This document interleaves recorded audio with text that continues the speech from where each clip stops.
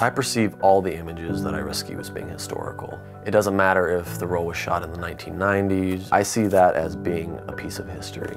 But this batch of film automatically has the weight of potentially having extreme historical value. Roll 1, roll 6, this is roll 17, this is roll 23. And this one says Lucky Strike Beach, Boston Harbor. Start of train trip, roll of French funeral, 1947. This one was wrapped in some kind of a letter. I've always had a lonesome life, dreaming of success and love. I generally find, you know, a roll here, a roll there. Someone finds a roll on a camera and they sell it or they give it to me or they donate it to the project. So to find a batch of film that's 31 rolls from the same source, the same photographer, that is 70, 80 years old is even more uncommon.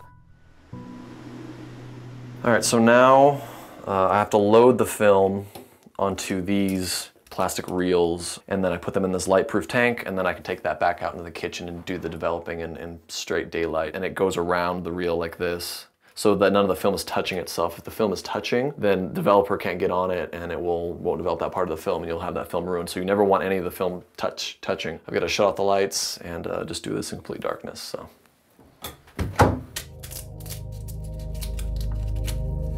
There are a few rolls that have what appear to be water damage. There's some rust on some of the spools, which tells me that it's been exposed to moisture, which is really not good for film, obviously. Film's an extremely organic substance, and it's very sensitive to light and moisture and temperature changes. And you can imagine that since the film is from the 40s, there's no telling how high quality of images are still on the film or if there are any images at all.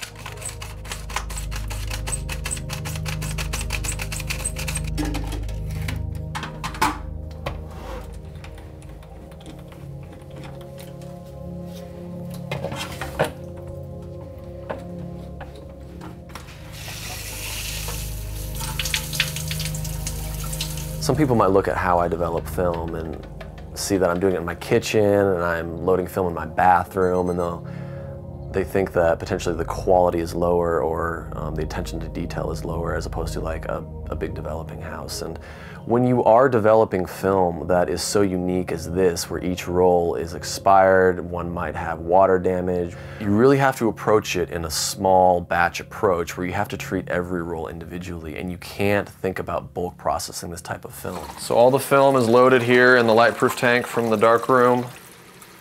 There you go. So we're gonna pre-soak for a minute. I'll pour the water out, I'll pour the developer in, and then we'll develop for 7 minutes.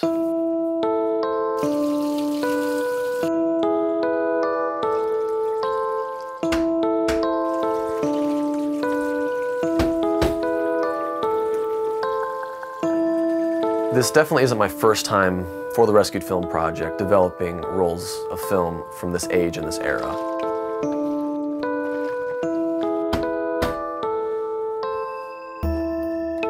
You generally are exhausting your chemicals a lot faster with old expired film. It's more degraded, more silver washes off, it might have rust in there and other contaminants. Also, another huge hurdle when it comes to developing old film is that it has been rolled up on those rolls tightly for a long, long time. Anything that's been wound up that tight for that long really doesn't want to be unwound. And so I generally can have a really difficult time handling the film, getting it onto the reels, hanging it, scanning it. It's a lot harder to work with than maybe a more modern film.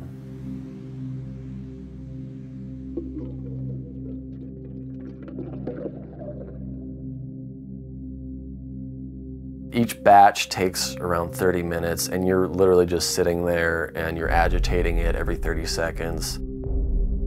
And it can be really tedious and boring.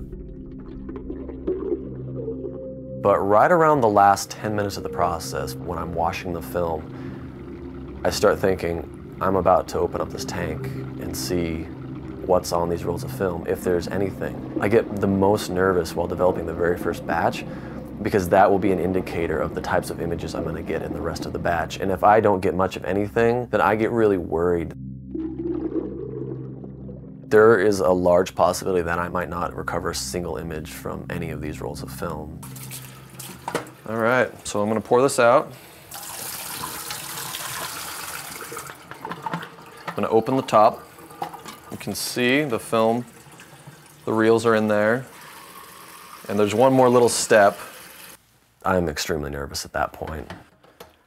And you can't tell if there's images yet because it's so rolled up, but... And then I pull out the whole batch of reels. I'll open the reel in a spool. I pop the first one open and then I hold it up, and that's when I kind of take a breath of fresh air, and then I'm just amazed at what I see.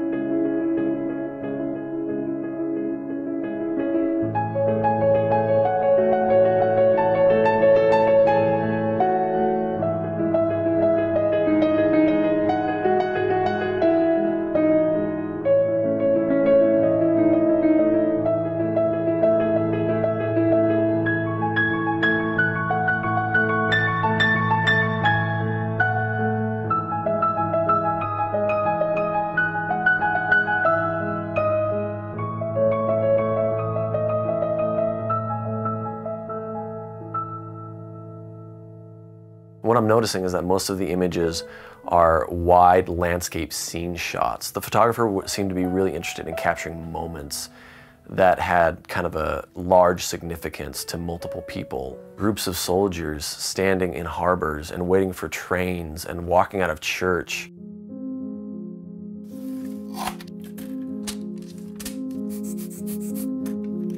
Most old film is not what the old-timers would call a printable negative. They're so degraded generally that it would be a waste of time to take that negative into a darkroom, put it in a larger, and try and print it on a piece of paper.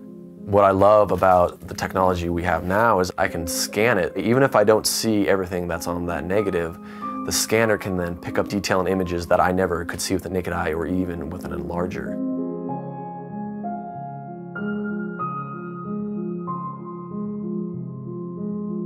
When I tell people kind of what I do and how much time I spend and money I spend on it, they don't quite get it. But then they start looking at some of the images that I found, and they are instantly hooked as well.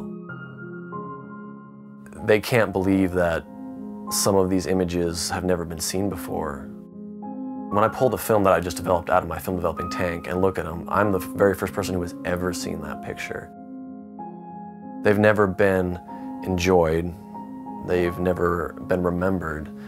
And so it almost increases the weight of the importance of that photo because it has never had those moments before.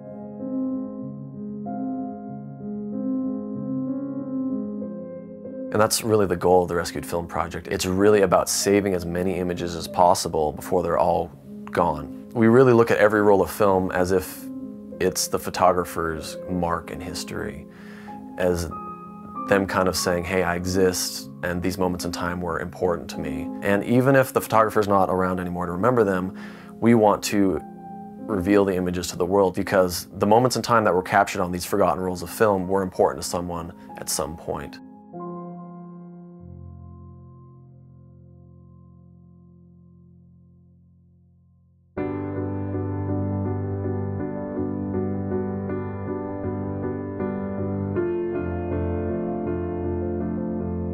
The goal of the Rescued Film Project is to reconnect the images with either the photographer who shot them or their family, or in this instance, if it's an image of extreme historical significance, find the best avenue or venue possible to showcase and document those images. The reason we call it rescued film is because I believe if we weren't actively searching and finding these rolls of film, that they would be lost forever. There are other projects out there that document historical photos and negatives and slides, but negatives and slides and photos are images that have been processed. They've been hung on people's walls, they've been put in photo albums, and they've been enjoyed by the people who were meant to enjoy them. But with the rescued film, all the images are almost locked away in these rolls of film and have never been seen before. So we feel it's extremely important to rescue these rolls of film, process the images, and enjoy these moments for the people who never were able to enjoy them for themselves.